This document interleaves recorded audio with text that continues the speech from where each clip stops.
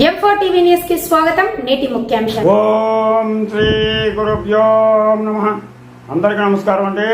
ఈరోజు మనం ఉత్తరాఖండ 102వ భాగాన్ని శ్రవణం చేద్దాం. ముందుగా గణేశ ప్రార్థన. శుక్లాంబరధరం విష్ణు శశివర్ణం చతుర్భుజం ప్రసన్నవదనం ధ్యాయేత్ సర్వ విఘ్నోపశాంతయే. గురు బ్రహ్మ గురుర్విష్ణు గురుర్దేవో మహేశ్వరః గురు సాక్షాత్ పరబ్రహ్మ తస్మై శ్రీ గురవే నమః. శ్రీరామ జయ రామ జయ జయ రామ శ్రీరామ జయ రామ జయ జయ జయ జయ రామ.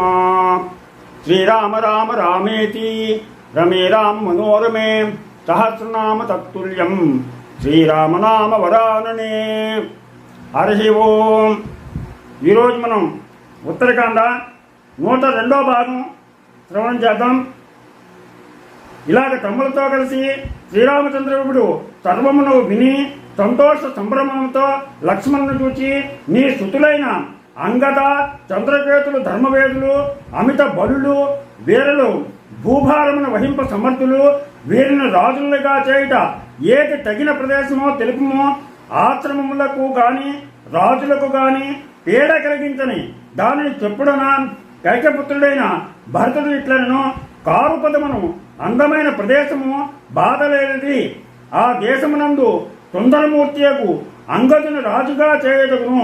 అట్లే చంద్రకాంతమున దేశమున తగిన విధముగా చంద్రకేతుని భూభర్తగా చేయదగునని చెప్పగా, రఘురాముడు సంతోషముతో పొంగి ఆ లక్ష్మణ కుమారులను అంగదీయపురికి అంగదుని రాజుగా, మల్లభూమి యందు మల్లుడైన చంద్రకేతుని చంద్రకాంతాపురికి రాజుగా అభిషేక విధులను ఆచరించను. పడమటి భూమికి అంగదునితో లక్ష్మణుని పంపెను. చంద్రకేతుని వెంట భరతుని ఉత్తర దిశగా పంపెను. వారు ప్రీతితో ఆ భూములకు వెడలిరి. అందు జనపూజ్యుడైన లక్ష్మణుడు 1 సంవత్సరం ఉండి తన కుమారుని ఆ రాజ్యమున నిలిపి రాముని చూచి కోరికతో తిరిగి వెళ్ళెను.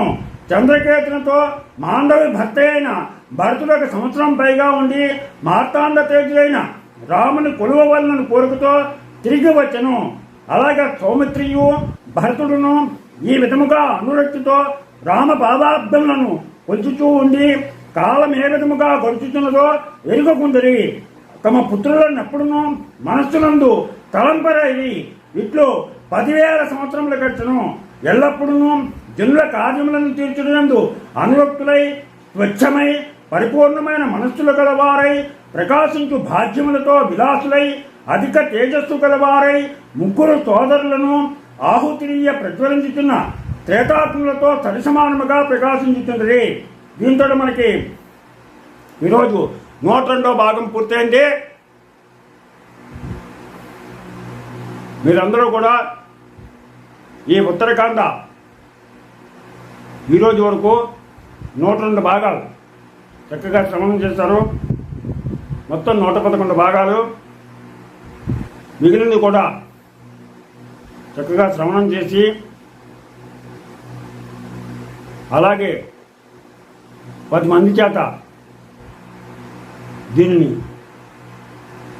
శ్రవణం చేయించి మీ పిల్లలకు ఖాళీ సమయంలో మన సనాతన సంప్రదాయాలు, మన ఆది కావ్యమైనటువంటి రామాయణాన్ని, మహాభారతాన్ని, భగవద్గీతని, ఇలాంటి గ్రంథాలను, ఉపనిషత్తుల్ని కొద్ది కొద్దిగా కథల రూపంలో వాళ్ళకి తెలియజేసి మన సనాతన సంప్రదాయాలు విలువలు కాపాడుతారని ఆశిస్తూ, మీకు నా ఛానల్ కనుక నచ్చినట్లయితే సబ్స్క్రైబ్ చేయండి. అలాగే లైక్ చేయమని కోరుతూ మీ రాపాగం వెంకట ప్రసాద్.